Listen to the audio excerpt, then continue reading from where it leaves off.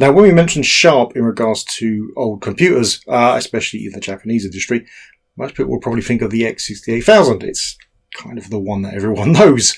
But they also had their range of business machines, the MZ series. Now, a few of those are also very popular, but some of the later ones aren't quite so well known.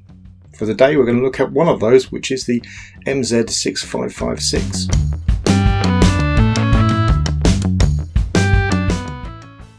And here it is. This is the MZ6556. It says 6500. That's, of course, the series it's in.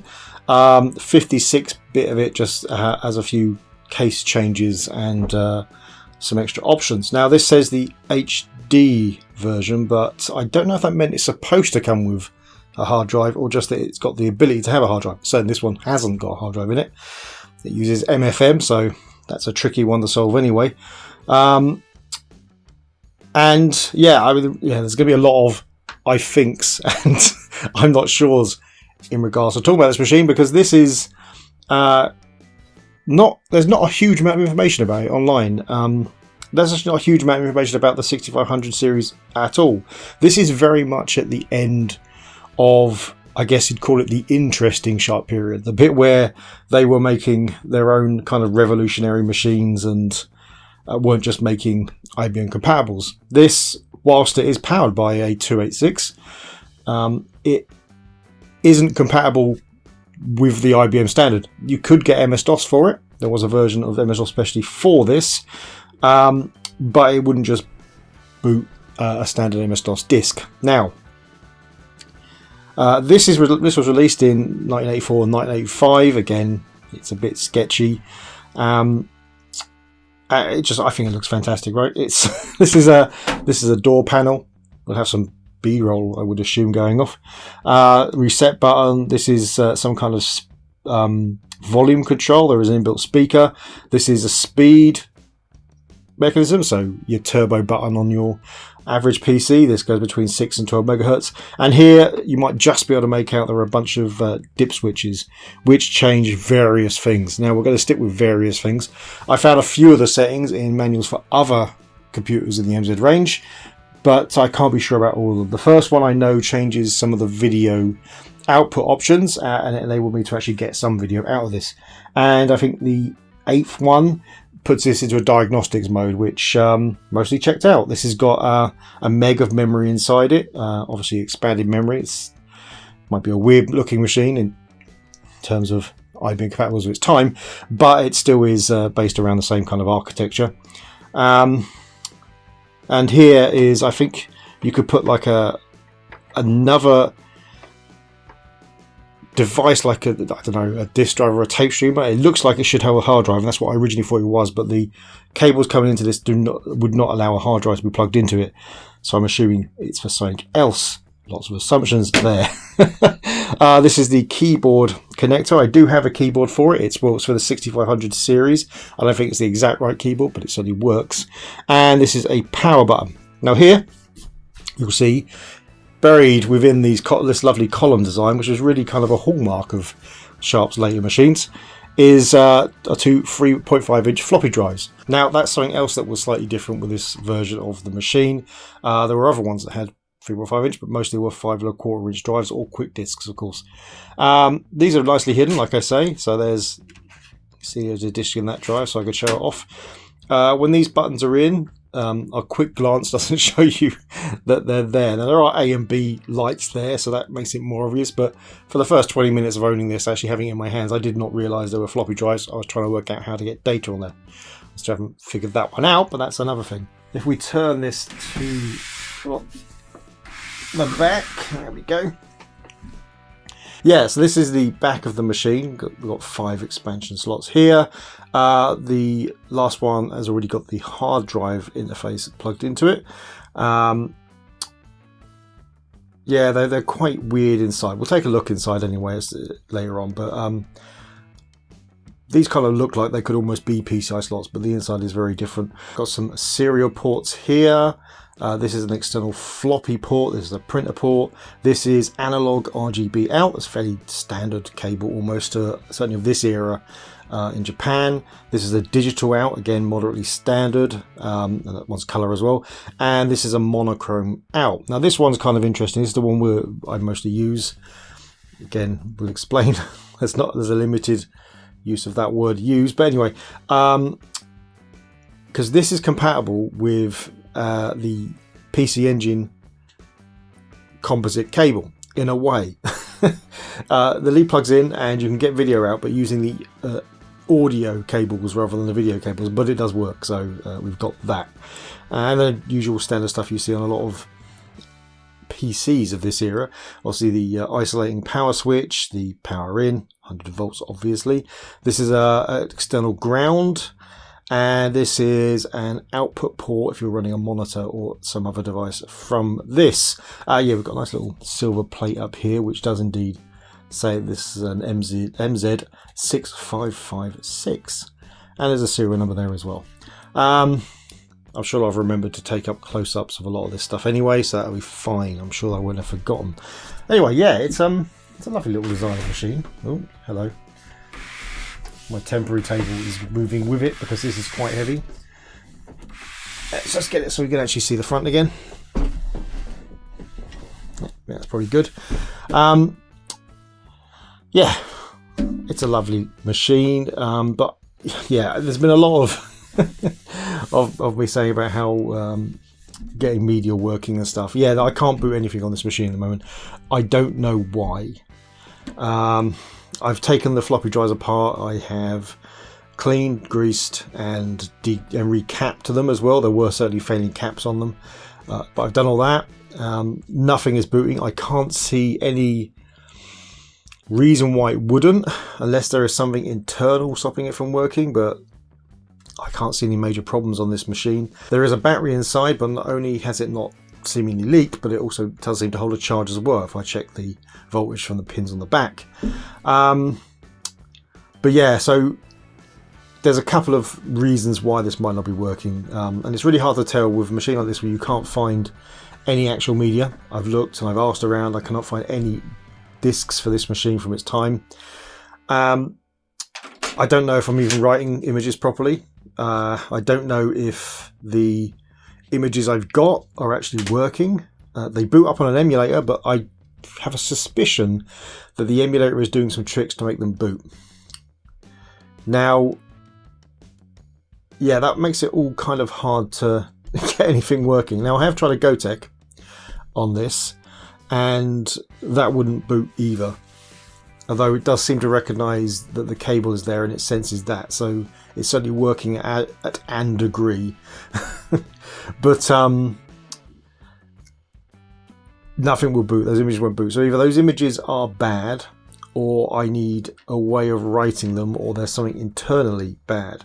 Again, the floppy disks, neither of them work. I have done as much maintenance on them as possible, and I have no real suspicion that they're broken. So, and in fact, the Gotek kind of suggests that there is an issue somewhere else. Or the Gotek just doesn't work with it. I don't know. I've asked on the Gotek forums as well, and the flash floppy and everything, and nobody has ever used these machines for that. So, or at least no one's talking about it.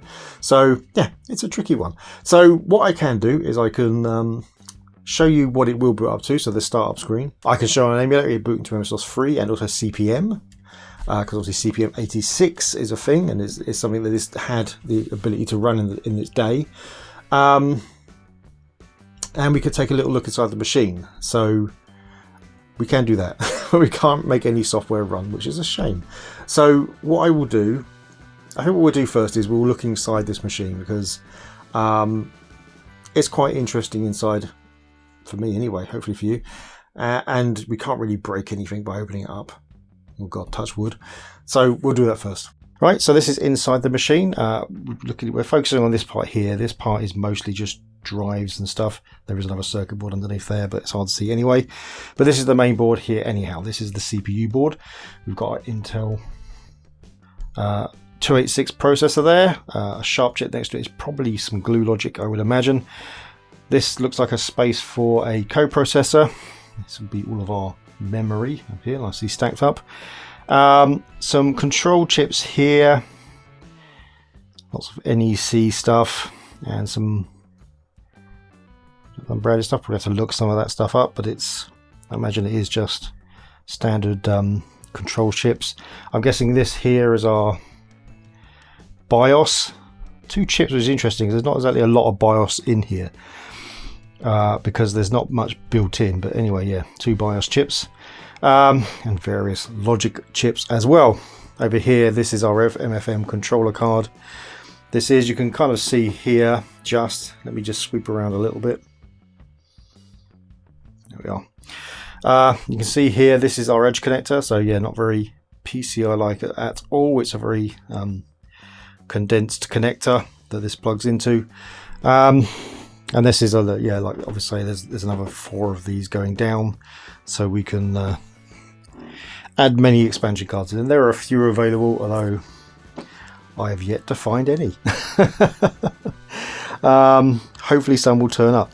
Like I say, there is another big board underneath, which is I guess going to contain a lot of, I don't know actually.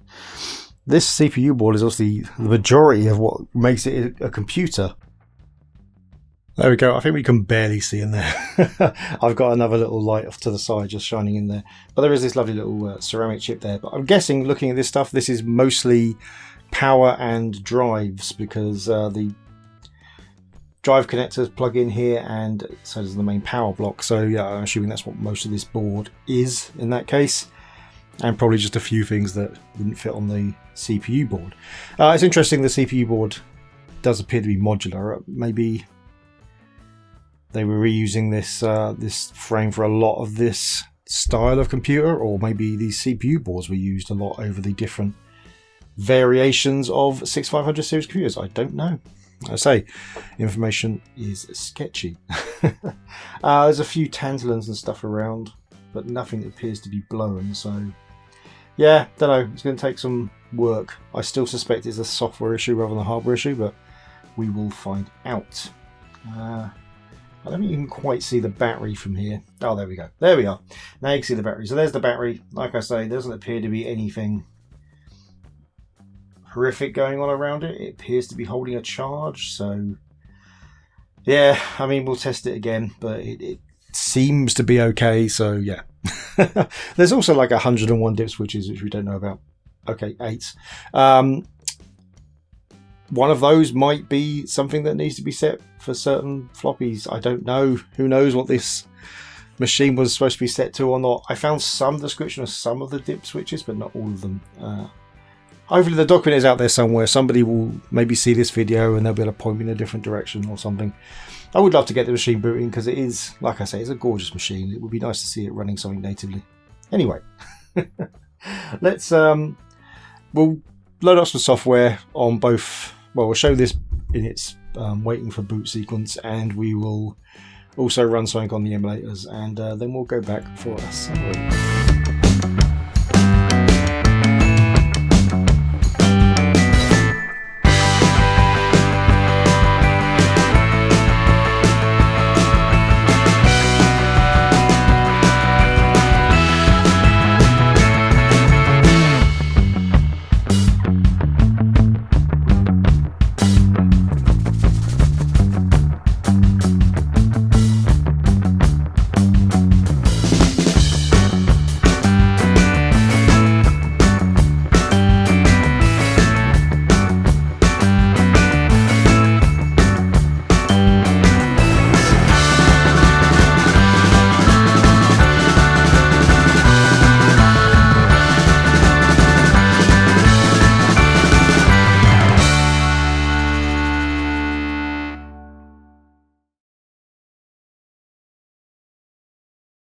And there you have it. It's a gorgeous machine. I do like it. It's the styling and just the kind of just the sheer size of the thing. It's solid. It's a shame. It just falls into that area where it's not really seen as being as collectible by people in this market, like the earlier Z80 machines. Up to the Super MZ, those are seen as being collectible. These ones, I guess, they're all kind of branching out into the coming close to being IBM compatibles. And so there's not as much information about them. There's not as many people collecting information. Wherever I find, I'm going to be putting up on probably the archive.org site just to make sure that this information we find is collected somewhere. And obviously, if I get anything else big and I get something booted, I will make a follow-up video.